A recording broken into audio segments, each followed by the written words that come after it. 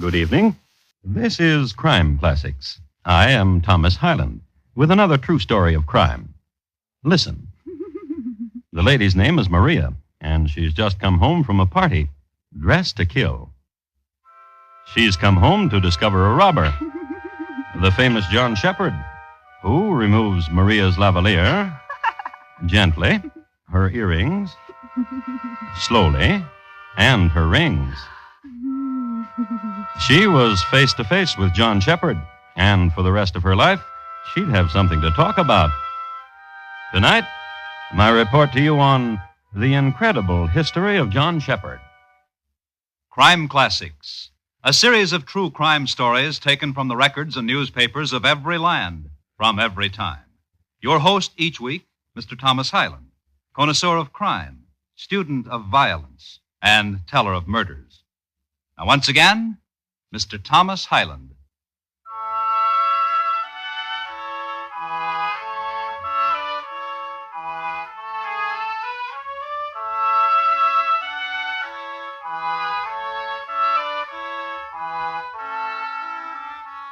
The English king who was on the throne in 1722 was remarkable in that he could speak no English.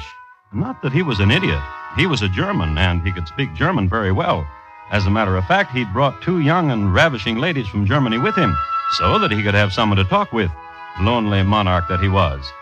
His name was George Louis, and his reign was stormy with that trouble with the Jacobites. This unpleasantness, you will recall, was settled by the Duke of Argyll, a soldier and dandy, husband to Anne the knitter. And into these times strode John Shephard. Well, he didn't stride exactly. He usually sneaked in through the back window so as to rob. And one night in April, he got caught. Light the taper in the candlestick, Maria, and we'll see who we have here. And you, sir, don't move, or surely this blunderbuss I'm holding will... I shall not move. Husband? Hold the candlestick up to him and we'll see. Oh, ooh. Who you have here, madam, is John Shephard. John Shephard be you? Well, now, sir, you're caught. No more sneaking in and robbing for you, sir. And no more wives of respectable husbands will you make play with. John Shephard. Come away from him, Marie. He's only a boy. Marie. Downy cheek youth. Come to rob. No.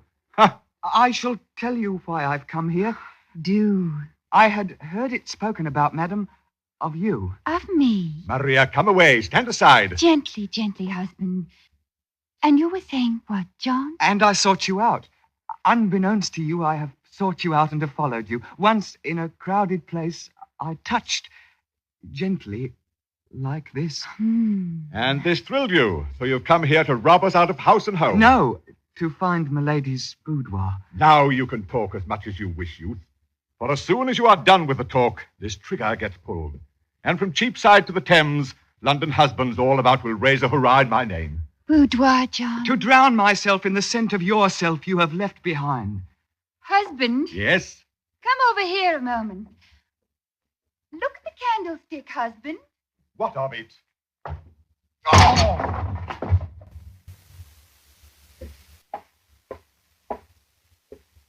Now, you were saying, John?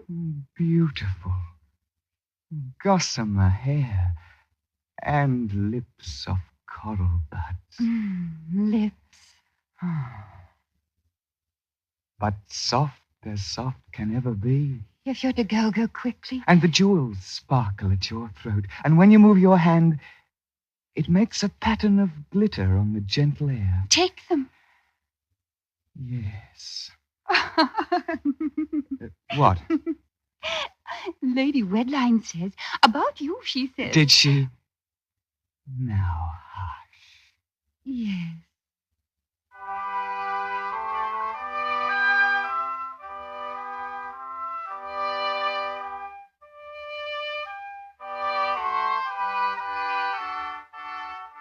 On this night, he was barely 20.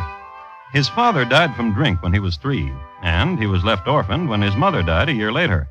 When he was 10, his aunt hired him out to a cane chair maker, but the trade bored him and he ran away. Alone in London, he began to pursue the libertine life and was soon adept at picking pockets, mugging, breaking into houses, bribing policemen, and joshing the ladies. He was a handsome boy, and even at 16 was caught up in a scandal involving Madam Scott's school, causing it to lose its charter for 3 decades. And once, at 19, according to a footnote, his activities all but caused Admiral Brisbane to bring the fleet in from Skagerrak to scotch a rumor. Romantic, dashing, and bold. But he had his home life, too. Scallion, Nate, Billowjinks. Now, Beth, Pretty boy, where have you been, pretty boy? you know well. Would I mouth the question if I knew it well? Where have you been? About? Stealing? Well, of course, stealing. Then show me. Show me why I've been waiting to the wee hours. Nothing to show you, Beth. Oh? On coming home to you, I met a man. And he said, what you got to sell, John boy? What you got to sell? Oh? Just some baubles. And he cheated you for what they were worth, and you gambled, and now you got nothing. I saved you something, dear Beth. What? Here's a bauble for you. Piece of gloss you bought at a store for half a mite. Here, let me put it to your lowly throat. No. Beth, pretty kin. A thing to tell you, John, 'cause I've sworn it to me. Beth Lyon, I swore to me. Any more talking amongst the maids in the market I hear, any more soft laughing I hear in John Shepherd's name with it to the police I'll go to. I swore it. I swore it. 'Cause I'm tired of waiting into the wee hours for you, and you coming home tired and cheated, gambled out. Now I want none of you no more, John. You come to me and you'll change your mind, Beth Lyon. All right. We'll see. Now what, John Shepherd? Soft touches your hair against my cheek, and a sparkle go. Get out of here. Beth, What? you said a thing about the police. Get out of here.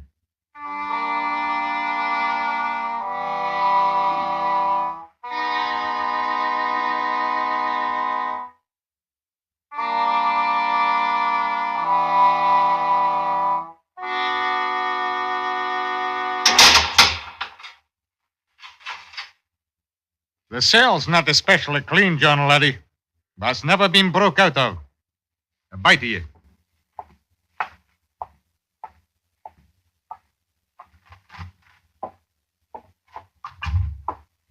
Wife.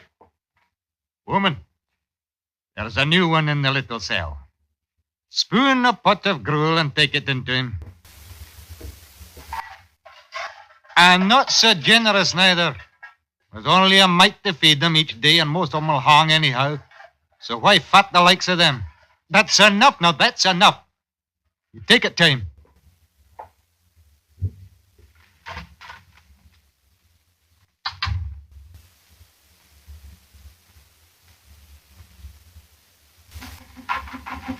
Hello?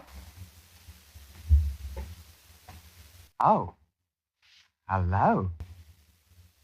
Oh, what dream is this? What angel is this that brings me sustenance? Here, I'll take it from your softling hands. Why stare at me with soft doe eyes? I'm but John Shepherd. And why widen go your eyes? You cannot know me, for I am nothing. And this is a dream anyhow, and does not happen in reality. And how am I sure of it?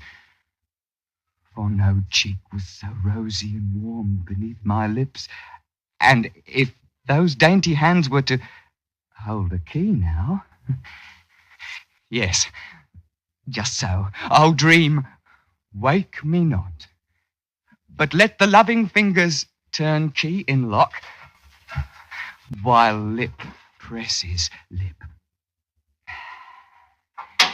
Madam, no, speak not, but walk with me, and show which way. How do I get to the street, madam?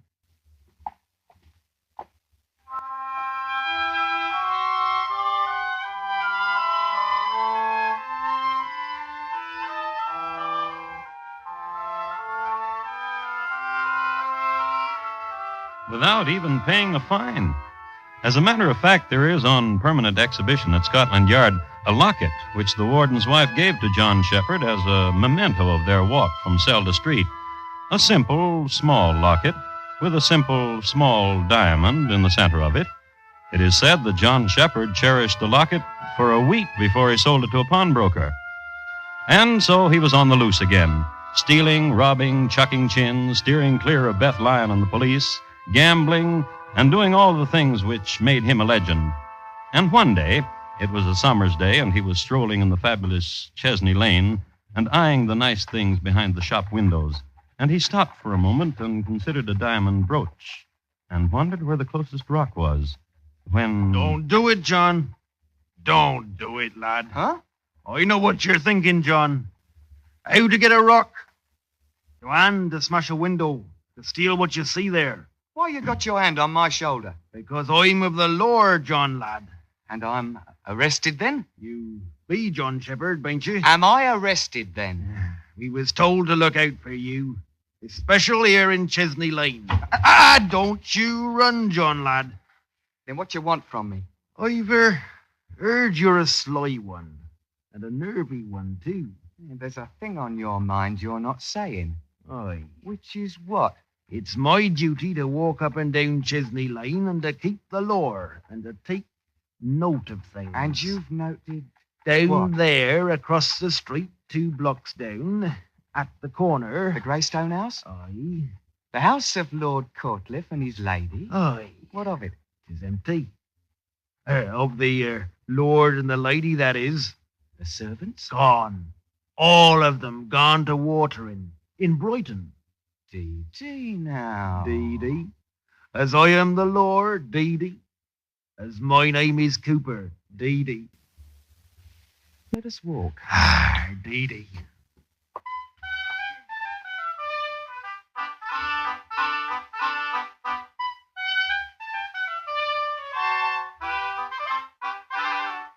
Later that day, an advertisement was inserted in the London Times that the furniture and belongings of Lord and Lady Courtliff were on sale on the premises in their natural surroundings. The house was thrown open to the public, and it was a marvelous sale. The floorwalker's name was John Shephard. He also took the money.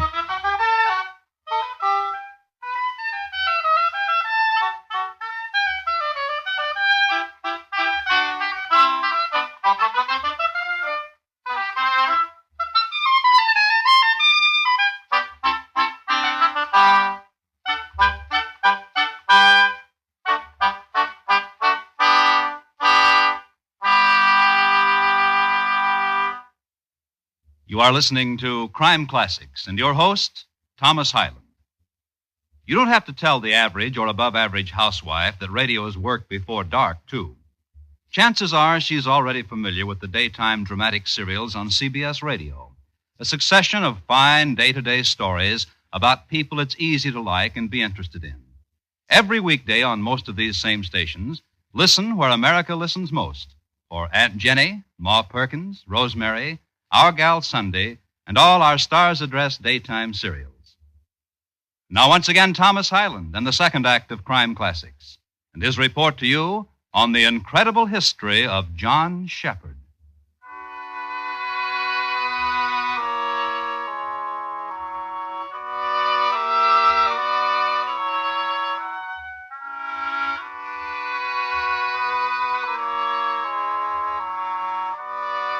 I would like to speak to you briefly about Newgate Prison. And Newgate Prison because, as you must know, John Shephard must eventually come here, since, as all of us know too, lex omnia vincit. Well, Newgate Prison was built in the 12th century and was originally the gatehouse to the west side of London. As a gatehouse, many gay times were had here, travelers being what they are. But in the 15th century, iron bars were imported from Sheffield, and as a prison, Newgate came into its own. The Great Fire of 1666 destroyed it, but from the ashes rose a dungeon even more formidable than its predecessor. In 1723, the year which concerns us here, Newgate was a place of dampness and stone and iron, with a special section for shackle and rack. You might be interested in knowing that the most popular method of execution in this era was pressing a fellow to death, more later. In the meanwhile, back to Chesney Lane and the house of Lord and Lady Courtliff, toward the end of a highly successful sale in which the Greystone house was being stripped to its stone.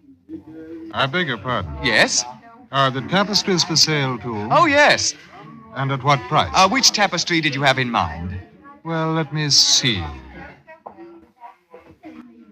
This one. Excellent choice. I like unicorns. £10. You'll give me a bill of sale? Why should I? To prove that I have come by this honestly. After all... After all what? This is a famous tapestry. Dee. The farandole of the unicorns. Oh, Dee. Lord Courtliff's favorite. I know, he told me. As he told me. A good friend of his? He has many friends. In the police. And you're... Captain Cleaver. I'm... John Shephard. Only John Shephard would have the imagination, the audacity to open up a stranger's house and sell all the stranger's belongings. Captain. Yes, lad. There's an arrangement I have with an Officer Cooper of the police. Pity. Why pity? Now, Officer Cooper will be hung, too. Oh. Then... Of it, there's no doubt. You're on... Wait. What? The proceeds from the sale of the furnishings on the second floor. What of them, lad? Yours. My name is not Cooper. Come along, lad, John, lad. You're under arrest.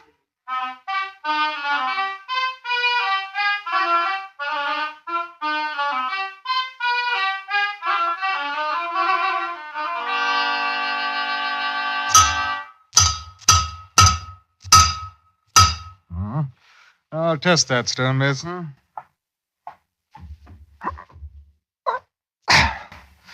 Tight. Good. You're stapled to the stone floor right enough, John lad. You'll not get out of here. Now, stonemason, for an extra safety, a U-spike about his neck onto the floor.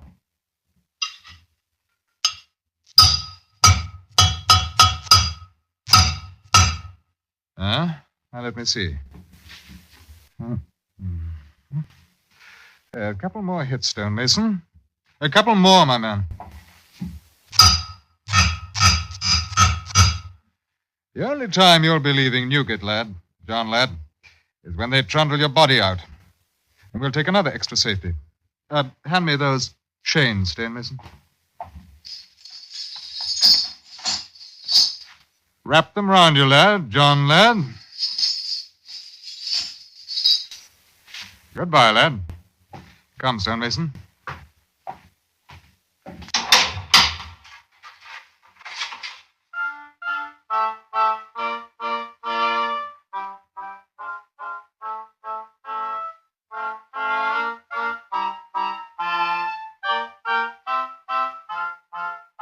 I have here a newspaper of the time from which I'd like to read a paragraph or two. John Shephard, alone in the stone room of Newgate Prison, espied a crooked nail. With this device, he unburdened himself of his chains. Some have said that John Shephard enlisted outside aid in loosening himself from the stapling. But John Shephard has claimed that this is not so. But it remains true that unstapled he became. Whereupon he removed 2 stones from the wall of the room, which gave him access to a passageway between the walls. Thus, he climbed to the Red Room, so called for obvious and horrible reasons. He threw down the door of this unspeakable closet, and thence came to the chapel. Removing a spike from the door of the chapel, he experienced small difficulty in opening 4 other doors, which led him to the roof. It was a rainy night, and he almost, in traversing this place, slipped to his doom. However, he jumped across a narrow alleyway onto the roof of a Mr. Finchley who lived next door and opened a window casement of this house. Don't be frightened. Where did you come from? From out there. From the rain. Oh. You have no need to be frightened. Well, who are you? John Shephard. You true? Such is my misfortune. Misfortune? Yes. How? I say my name and I am shunned by all. My father Don't is... scream for him. Just let me walk through that door and out of here. My father... I know, a wrathful man. My And father is in the country. I know, in the next room. In the country. What? In the country. I've been trying to tell you. Oh. What wicked man is he to leave you here all alone? To leave you at the mercy of whoever comes across your roof and into your window. He needed to go. A matter of his health. What is your name? Angela. I knew it, and I dared not speak it. Angela of Angels. Oh, John. Yes? Your clothes, they're wet and you... Oh, cold. Shivery. In the next room, there's a fire. Take me to it. Oh, take my hand, John. Of Angels. Take me to it.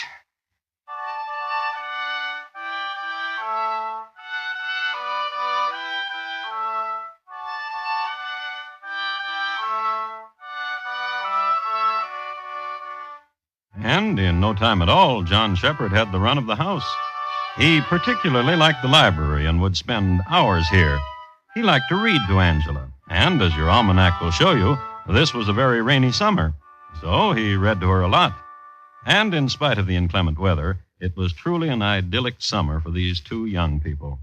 I love you, Angela. Oh, and I love you, John. John, oh, John.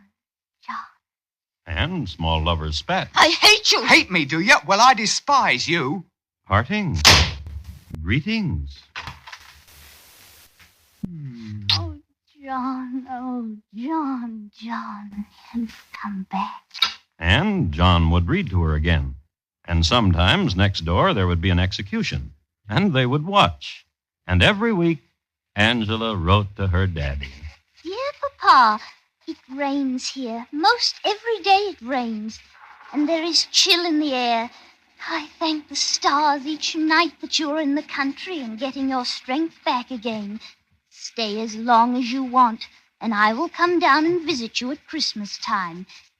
As you have told me to, I improve myself in the library, reading and doing sums and musing. Tonight there is a thunder shower. How fortunate are you that you are not here.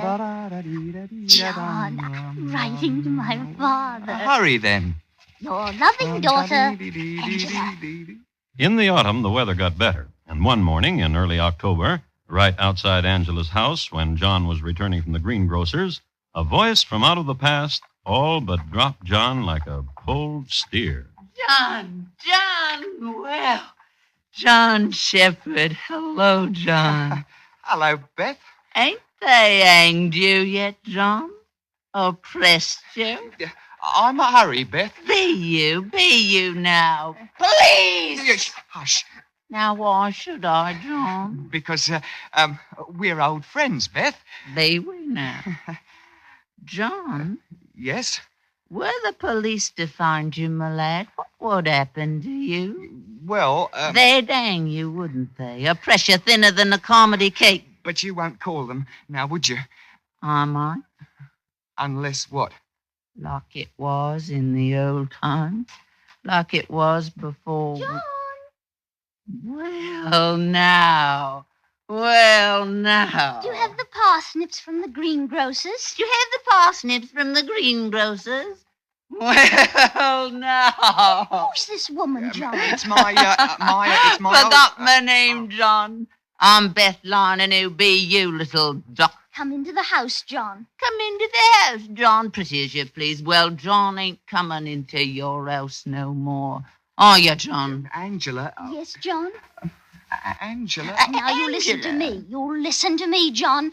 I know where you came from that night. That first night when you came in from the roof, out of the rain. You came from next door, from Newgate Prison. Angela. And if you don't come into the house this moment, I'll yell for the police. And he comes with me, royal. John? Police! And when John moved toward Angela, you guessed it. Police! Well, as you can imagine, that brought the police. And John was arrested again and got his old room back again. He was stapled again and chained again. And the guard was placed on 24-hour vigil. Hey, God! God! Yeah. How would you like to... No.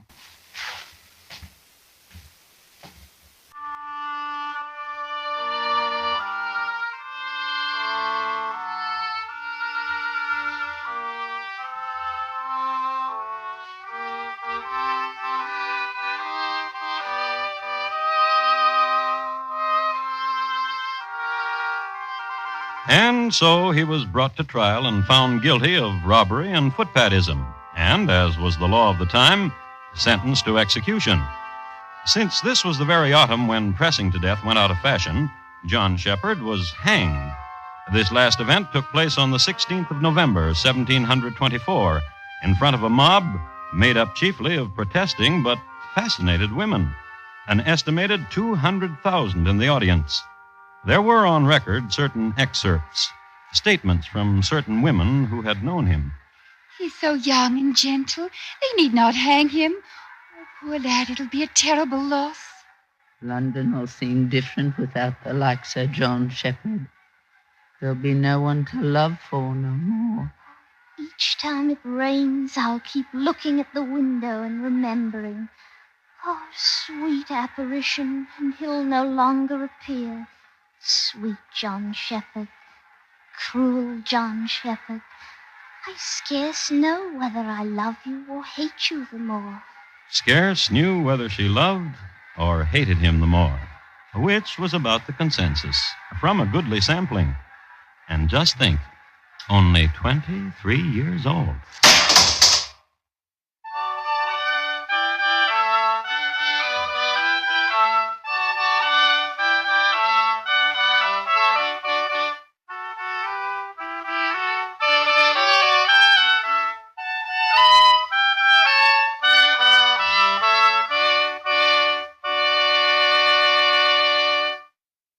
In just a moment, Thomas Hyland will tell you about next week's crime classic.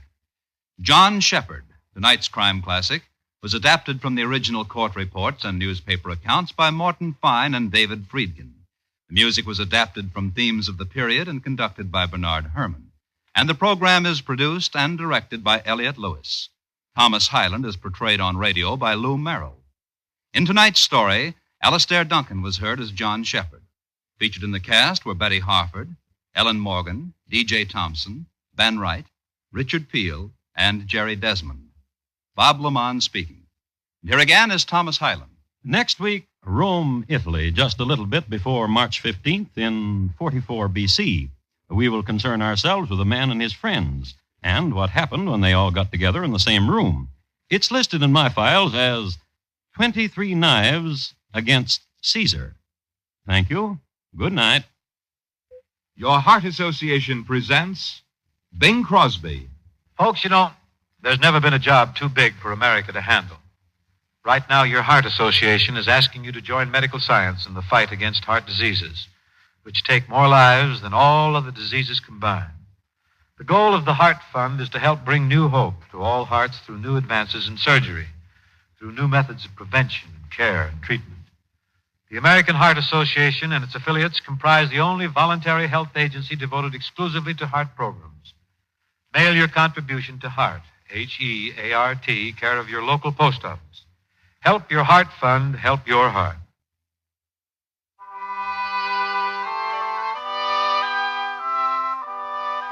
Lionel Barrymore's Radio Hall of Fame is great Sunday night drama on the CBS Radio Network.